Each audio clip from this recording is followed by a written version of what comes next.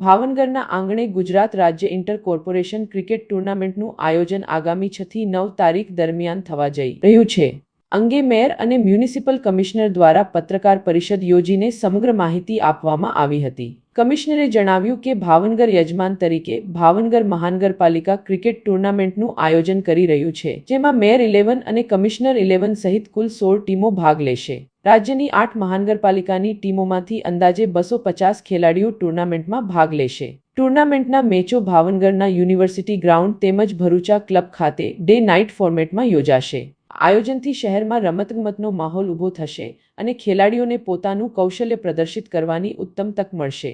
કરે છે અત્યાર સુધી આપણે બીજી જગ્યાએ આપણા કોર્પોરેટરશ્રીઓ અને અધિકારીશ્રીઓ જતા હતા, આપણે પહેલી વાર હોસ્ટ કરીએ છીએ અને આવતા વર્ષથી જેમ 16 કોર્પોરેશન 17 કોર્પોરેશન થઈ એ બધામાં, કેમ કે અત્યારે 8માં જ મેયરશ્રીઓ છે એટલે નેક્સ્ટ ટાઈમ જે પણ કોર્પોરેશન હોસ્ટ કરશે ત્યાં 17 કોર્પોરેશનની ટીમો જશે.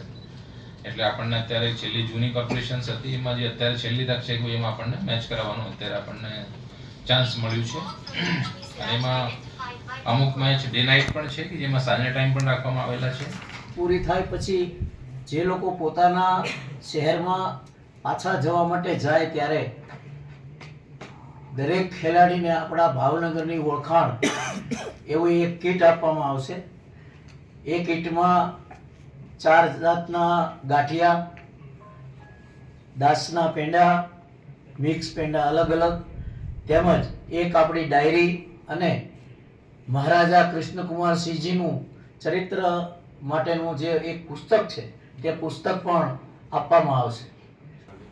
ભાવનગર એમ નહીં કે મારો શહેર છે, મારા કરતા આપ લોકોનો વધારે શહેર છે.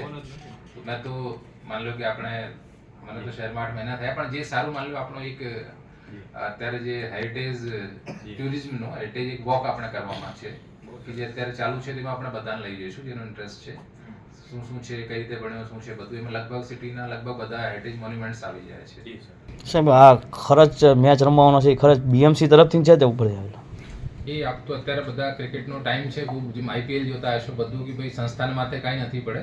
એ તો જસ્ટ અત્યારે જે એડવર્ટાઇઝિંગ છે એટલે બહુ બધાને પાસે ખૂબ સારો મીડિયમ છે, તો આપણો જેટલો પણ ખર્ચો છે એનો કોઈ ખર્ચો કોર્પોરેશન ઉપર નથી આવવાનો. આપણે જેમના પણ એડવર્ટાઇઝિંગ કરતા હોઈએ એ બધા લોકો તરફથી જે બધો મેચનો ખર્ચો કરવામાં આવશે. ભાવનગર લગભગ હું પોતે આ 5મી ટુર્નામેન્ટ રમી રહ્યો છું, એટલે લગભગ 15-17 વર્ષથી તો આ ટુર્નામેન્ટ ચાલુ જ છે. અલગ અલગ જગ્યાએ રમાયેલી છે. જુનાગઢ, રાજકોટ, અમદાવાદ, હમણાં છેલ્લે અમે ગાંધીનગર ગયા હતા, જામનગરે રમાડેલી છે. એટલે ભાવનગરની ટીમ કેટલી વખત વિજેતા થઈ? ભાવનગરની ટીમ હજી સુધી વિજેતા થયેલ નથી. આપણે ઉમ્મીદ કરીએ કે એક એવું છે, એક ભાવનગરના આંગણે રમાવા જઈ રહી છે, તો આપણી ટીમની કઈ રીતના તૈયારી છે આમાં જીતવા માટે? અમે રોજ સવારે 7 વાગે અત્યારે યુનિવર્સિટી ક્રિકેટ ગ્રાઉન્ડ ખાતે નેટ પ્રેક્ટિસ કરી રહ્યા છીએ. ભાવનગર મહાનગરપાલિકા દ્વારા જે આંતર મહાનગરપાલિકા ક્રિકેટ ટુર્નામેન્ટ છે એનું આ વર્ષે આયોજન કરવામાં આવેલું છે. આપણે 6 જનવરીથી લઈને 9 જનવરી સુધી ભાવનગર યુનિવર્સિટી અને ભરૂચા ક્રિકેટ ક્લબના ગ્રાઉન્ડમાં એ બંને જગ્યાએ આયોજન કરવામાં આવેલું છે, જેમાં 8 કોર્પોરેશનની મેયર 11 અને કમિશનર 11 તરીકે 16 ટીમો ભાગ લેશે. લગભગ 250 જેટલા પ્લેયર્સ ભાગ લેવાના છે. તો એ આ બંને ગ્રાઉન્ડમાં કોર્પોરેશન તરફથી ખૂબ સુંદર આયોજન કરવામાં આવેલું છે અને ડે એન્ડ નાઇટ મેચ રહેવાના છે, જે રીતે અત્યારે ક્રિકેટના સ્ટેન્ડર્ડ છે એના પ્રમાણે. તો આ મેચોને નિહાળવા માટે હું ભાવનગરની જે ખેલપ્રેમી જનતા છે આપ તમામને એમાં ભાગ લેવાનું નિમંત્રણ આપું છું. આપણે યજમાન પદે છીએ એટલે આપણે ભાવનગર શહેરની જિલ્લાની ખૂબ સુંદર છબી લઈને બહારના જે ગેસ્ટ છે જાય એના માટે પણ કોર્પોરેશનની ટીમની તમામ તૈયારીઓ કરેલી છે. તો આપને તમામને પણ હું જે 6 થી 9 તારીખ સુધીમાં જે 8 ટીમો વચ્ચે મેયર 11 અને કમિશનર 11ની ટીમ વચ્ચે બધા મેચ થવાના છે એ બધા નિહાળવા માટે અને આપણને સાથ આપવા માટે હું તમામને એમાં આમંત્રણ આપું.